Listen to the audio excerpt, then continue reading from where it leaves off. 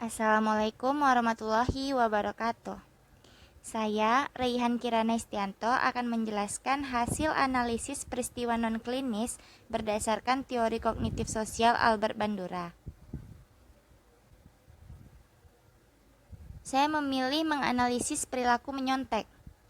Menyontek sudah nggak asing lagi dalam dunia pendidikan, baik itu menyontek ke teman yang lain atau membuat contekan dari rumah. Perilaku ini selalu menjadi salah satu solusi dalam mengerjakan latihan, ujian, ataupun evaluasi, di mana perilaku ini sudah menjadi budaya tersendiri yang bahkan sudah melekat dan mendarah daging bagi sebagian siswa. Perilaku ini memang sudah sering terjadi dalam berbagai tingkatan pendidikan, baik itu SD, SMP, SMA, bahkan perguruan tinggi. Karena menurut kita, hasil yang didapatkan dari ujian itu akan menentukan masa depan kita nanti. Oleh sebab itu, untuk mendapatkan nilai yang maksimal, berbagai cara akan kita tempuh, sehingga lunturlah nilai kejujuran yang ada pada sebagian siswa. Nah, perilaku menyontek ini berkaitan dengan teori Albert Bandura, yang mana dapat dipandang bahwa teori Albert Bandura ini dapat membantu kita dalam memahami apa dan bagaimana siswa belajar dan bagaimana pula keyakinan siswa dalam memecahkan soal latihan atau ujian yang sedang diujikan. Saya melihat dari sisi resiprok triadik dan keagenan manusia.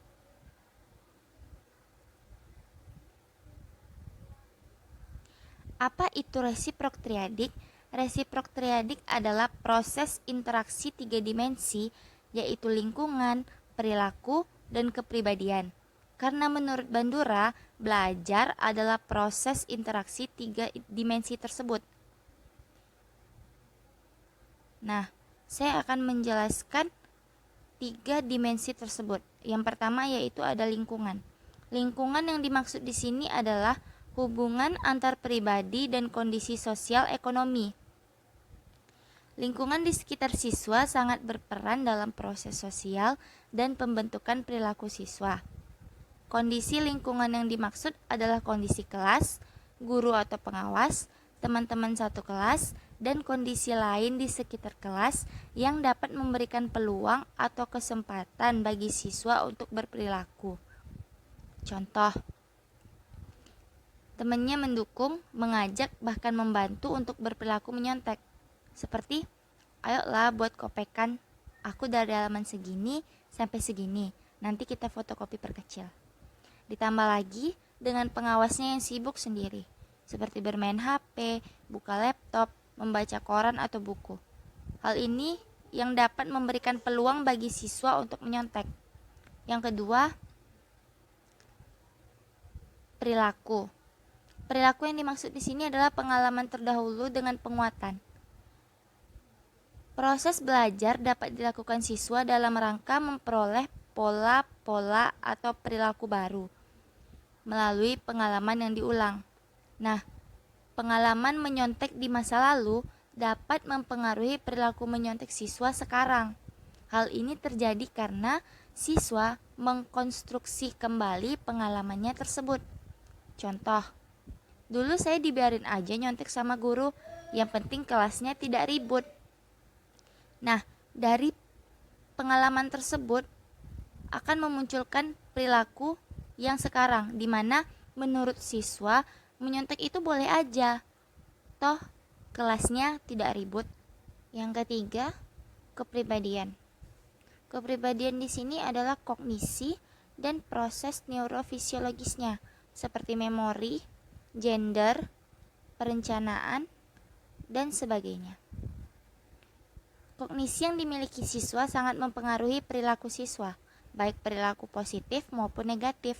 Kognisi siswa yang salah dapat mempengaruhi siswa untuk melakukan hal-hal negatif. Contoh, siswa berpikir kalau menyontek akan cepat selesai dan mendapat nilai yang tinggi. Ditambah lagi, ia tidak perlu repot untuk belajar di rumah karena sudah memiliki contekan. Nah, perilaku siswa muncul itu karena adanya interaksi tiga arah ini. yang apabila interaksi tiga arah ini baik, maka akan menghasilkan perilaku yang baik pula. Namun apabila interaksinya tidak baik, maka perilaku yang dimunculkannya pun tidak baik. Yang selanjutnya yaitu keagunan manusia. Keagunan manusia adalah proses mempengaruhi lingkungan agar mengeluarkan hasil yang kita inginkan. Karena kata Bandura, manusia melakukan sesuatu sesuai dengan apa yang diinginkannya. Karena manusia itu yang memegang kendali atas hidupnya sendiri. Nah, terdapat 3 pondasi keagunan manusia, yaitu self-efikasi, proxy agency, dan kolektif efikasi. Saya akan membahas yang pertama, yaitu self-efikasi. Self-efikasi adalah keyakinan diri yang dimiliki oleh seseorang.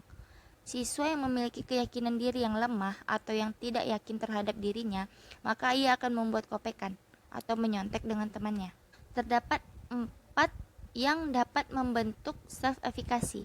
Yang pertama, pengalaman tentang penguasaan.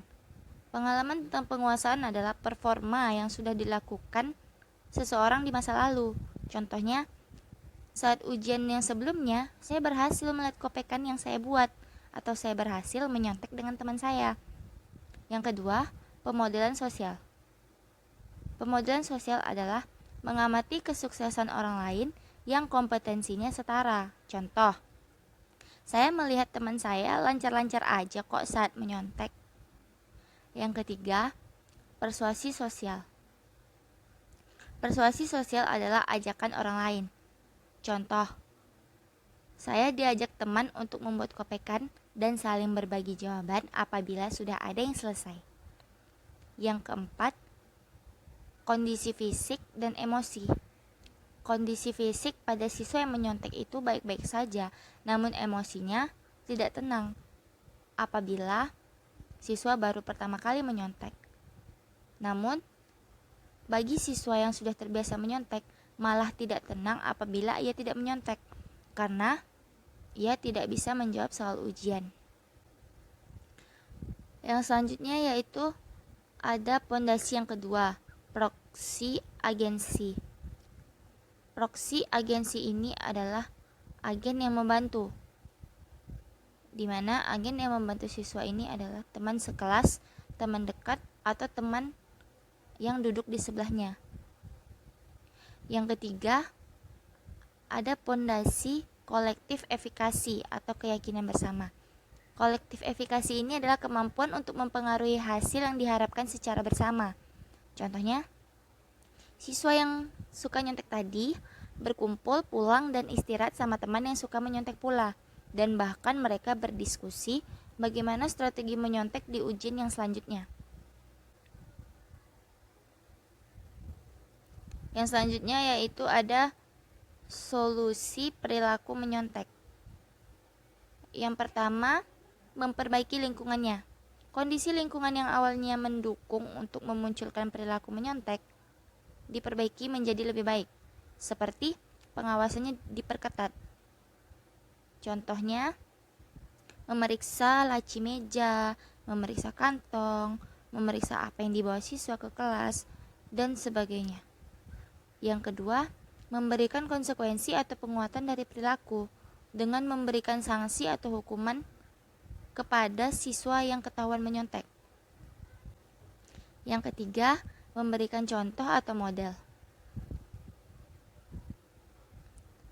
yaitu dengan menerapkan konsekuensi atau penguatan dari perilaku menyontek tersebut, seperti memperlihatkan kepada siswa bahwa siswa yang menyontek tadi itu dirobekkan kertasnya di depan siswa yang lainnya, sehingga siswa yang lainnya itu takut untuk melakukan hal yang sama. Yang keempat, memberikan persuasi verbal yang baik. Guru atau orang tua memberikan semacam nasihat tentang perilaku menyontek dan mengajak atau memotivasi siswa agar berbuat jujur. Yang kelima, menciptakan dukungan kognitif, seperti membuat perencanaan pembelajaran atau membuat semacam kelompok belajar agar bisa membantu siswa yang kurang mahir dalam satu bidang dan tidak mudah menyerah dalam menjawab soal ujian. Yang keenam, memperkuat pendirian. Dengan menanamkan sikap bahwa sebelum melakukan sesuatu harus dipikirkan terlebih dahulu agar tidak mudah diajak teman untuk saling menyontek dan dapat mengatur diri sendiri. Selanjutnya yaitu ada faktor-faktor penyebab perilaku menyontek. Faktor penyebab perilaku menyontek ada dua, yaitu faktor internal dan eksternal. Saya akan membahas dulu faktor internal. Yang pertama, karena siswa kurang yakin dan kurang percaya diri terhadap kemampuan yang dimilikinya. Yang kedua, karena pengalaman masa lalu sebagai salah satu model perjuangan untuk masa depan. Yang ketiga, karena pribadi yang lemah. Siswa merasa cepat tidak mampu sehingga kurang berjuang terhadap soal yang sulit. Kemudian ada faktor eksternal. Yang pertama, karena melihat teman atau ikut-ikutan teman atau malah diajak teman. Yang kedua, karena penguatan yang didapatnya, bisa dibiarkan saja atau malah dihukum. Yang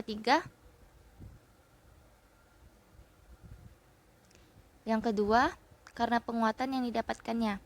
Yang ketiga, karena lingkungan yang mendukung.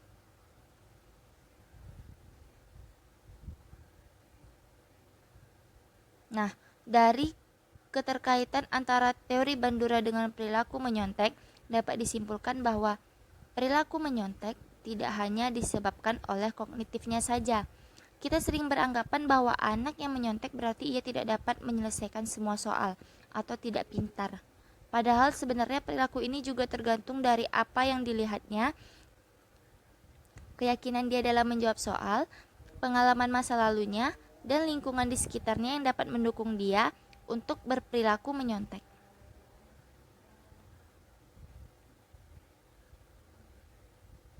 Nah, sebenarnya perilaku ini dapat kita hindari sejak dini dengan memberitahu anak mana yang baik dan mana yang buruk. Karena pembelajaran tidak harus langsung ia lakukan, melainkan dari apa yang diamatinya juga bisa, serta memberikan konsekuensi atau penguatan perilaku agar anak dapat membedakan mana perilaku yang baik dan mana perilaku yang buruk. Memang, penguatan atau konsekuensi tidak langsung memberikan kontribusi terhadap pembelajaran. Namun Bandura yakin bahwa perilaku yang kompleks dapat dipelajari ketika manusia memikirkan dan mengevaluasi konsekuensi dari perilakunya. Karena terkadang manusia sengaja mengabaikan konsekuensi dengan alasan tidak melihat langsung efek-efek berbahaya perilaku tersebut.